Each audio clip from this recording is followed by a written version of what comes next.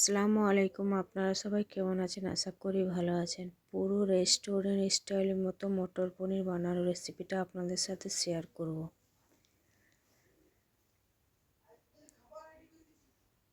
তো আমি চুলাতে কড়াই বসিয়ে দিয়েছি। কড়াই গরম হয়ে গিয়েছে। এবার আমি পরিমাণ মতো তেল দিয়ে দিয়েছি। দুটো টমেটো কেটে রেখেছিলাম, ওইটা একটু লাল লাল করে ভেজে নিচ্ছি। তার কারণ যে কাঁচা কাঁচা গন্ধ ভাবটা আসে সেটা আসবে না। একটু নুন, টমেটোটা গলে যাওয়ার জন্য।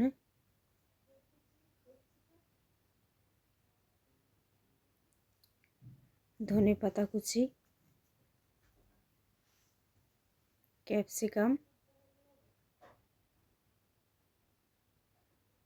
এইগুলো একটু নেড়ে চেড়ে নিয়ে আমি মিক্সচার গ্রাইন্ডে পিষে নেব। এবার আমি উঠিয়ে নেব। এই দেখেন,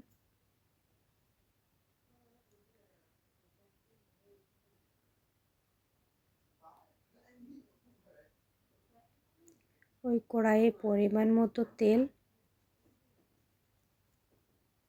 250 গ্রামের মতো পনির নিয়ে নিয়েছি, ছোট ছোট করে কেটে রেখেছি। ওইগুলো আমি তেলে বেশ লাল লাল করে ভেজে নেব।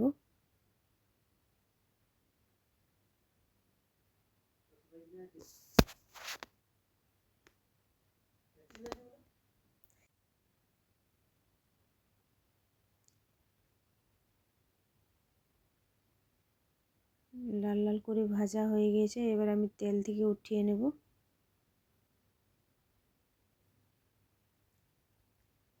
দুটো কেটে রেখেছি ছোট ছোট করে পেঁয়াজ তেলে দিয়ে বেশ ভালোভাবে লাল করে ভেজে নেব।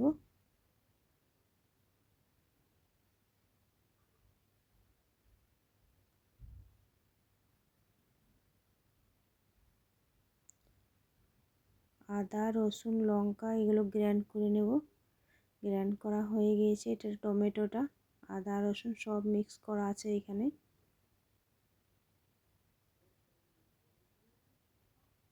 একটু পানি, এইগুলো বেটে দিলাম তার কারণ গ্রেভিটা অনেকটা হয়। মটরগুলো দিয়ে দিয়েছি, বেশ ভালোভাবে কষে নেব। কষতে কষতে আবার সিদ্ধ হয়ে যাবে মটরগুলো। পরিমাণ মতো হলুদ, 2 চামচ জিরে ধনে গুঁড়ো, কাশ্মীরি লঙ্কার গুঁড়ো,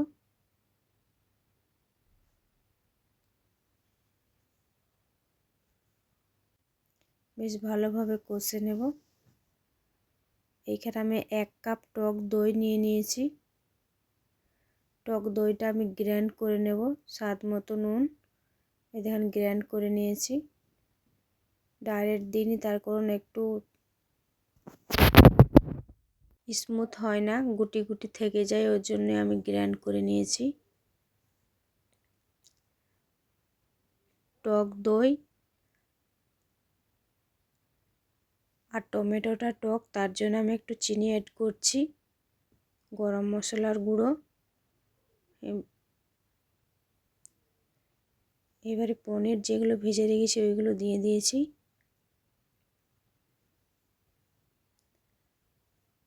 ভাজা হয়ে গিয়ে মশলা কষা হয়ে গিয়েছে। সবগুলো বেশ ভালোভাবে কষে আমি একটু পানি দিয়ে দিয়েছি। অবশ্যই ইউটিউব থেকে দেখলে সাবস্ক্রাইবার করে দিবেন, ফেসবুক থেকে দেখলে ফলো। ভিডিওটা ভালো লাগলে ওপর থেকে ধনেপাতা কুচি, একটু বাটার। রান্না কমপ্লিট।